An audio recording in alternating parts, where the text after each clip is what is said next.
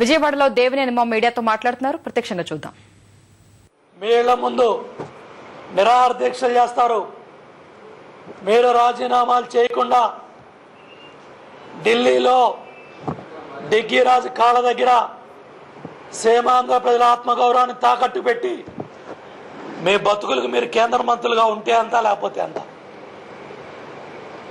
మీరా కేంద్ర మంత్రులు, మీరా మా ప్రయోజనాలను కాపాడేది. పార్లమెంటు సభ్యులేమో రాజీనామా డ్రామాలు చేస్తారా? కేంద్ర మంత్రులేమో మా ప్రయోజనాలను తాకట్టు పెడతారా?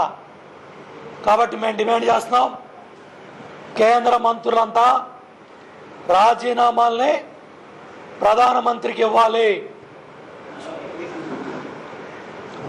కేంద్ర మంత్రులంతా రాజీనామాలు చేయాలి.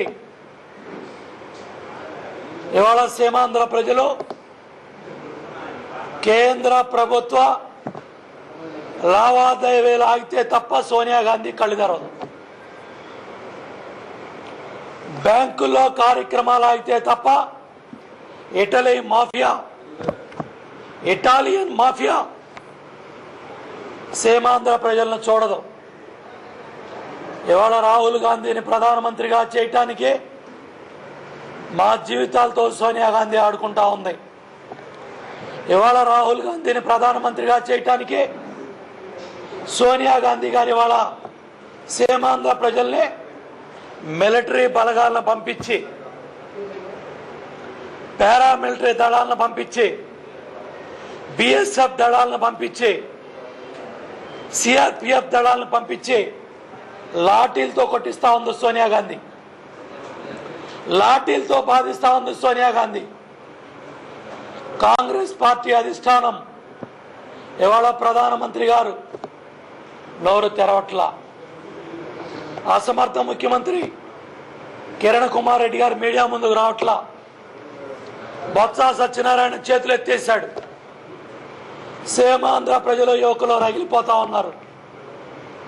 కాబట్టి కేంద్ర మంత్రులారా, చీము నెత్తురుంటే, మీకు సిగ్గు లజ్జా ఉంటే, సీమాంధ్ర ప్రజల రక్తంతో వీళ్ళ త్యాగాలతో మీరు ఎంపీలు అయ్యారు, కేంద్ర మంత్రులు అయ్యారు. ఇవాళ మా జీవితాలతో ఆడుకుంటూ మా రైతాంగ ప్రయోజనాలను దెబ్బతీసి సినిమా హీరో చిరంజీవి ఒక విలన్ లాగా సీమాంధ్ర ప్రజల జీవితాలతో ఆడుకుంటూ ఢిల్లీ గెస్ట్ హౌస్ల్లో బయటికి రాకుండా, మీడియా కనపడకుండా చిరంజీవి గారు కనపట్ల. కావాల్సిన సంవత్సరం అడ్రస్ లేదు. పురంధేశ్వరి గారు శ్రీరంగ నీతులు చెప్తున్నారు. కాబట్టి కేంద్ర మంత్రులారా, వెంటనే రాజీనామాలు చేసి సీమాంధ్ర ప్రజల పట్ల మీకేమాత్రం చిత్తశుద్ధి ఉన్నా, నిజాయితీ ఉన్నా నిరూపించుకోమని సవాల్ చేస్తున్నాం. ఇవాళ సీమాంధ్ర ప్రజలంతా కూడా సోనియా గాంధీ దిగి రావాలంటే బ్యాంకింగ్ వ్యవస్థ ఏదైతే బ్యాంకులు కార్యక్రమాలు కార్యకలాపాలన్నీ కూడా ఆగితే తప్ప సోనియా గాంధీ మన ముఖం చూడదు.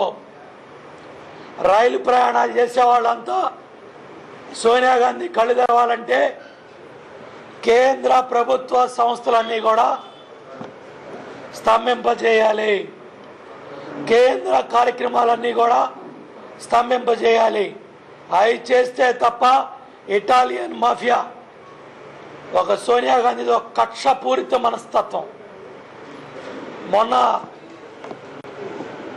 సీమాంధ్ర కేంద్ర మంత్రులు వెళ్తే సోనియా గాంధీ గారు అన్న మాటలో నేను మీకు చెప్పి చేశానని చెప్పారు.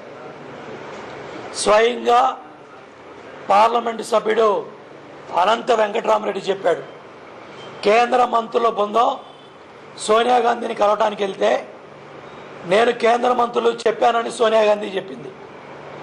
ఇవాళ కేంద్ర మంత్రులు రాజీనామాలని ప్రధానమంత్రికి తీసుకెళ్ళా, రాష్ట్రపతి గారికి పంపిలా, సోనియా గాంధీకి ఇవ్వాల. డిగ్గీ రాజా కాళ్ళ దగ్గర పెట్టి డిగ్గీ రాజా భయపెడితే డిగ్గీ రాజా వీళ్ళ అవినీతి ఫైళ్లు బయటపడేస్తే పారిపోయి బయటకు వచ్చి హై పవర్ కమిటీ వేస్తా అన్నాడు. ఎవరండి డిగ్గీ రాజా? ఎవరండి దళారులు? ఎవరండి బ్రోకర్లు? ఈ దళారులు బ్రోకర్లు ఆంధ్రప్రదేశ్ ప్రజల జీవితాలతో ఆడుకునే హక్కు లేదు. కాబట్టి మేము కేంద్ర ప్రభుత్వాన్ని డిమాండ్ చేస్తున్నాం, ప్రధానమంత్రి గారిని డిమాండ్ చేస్తున్నాం.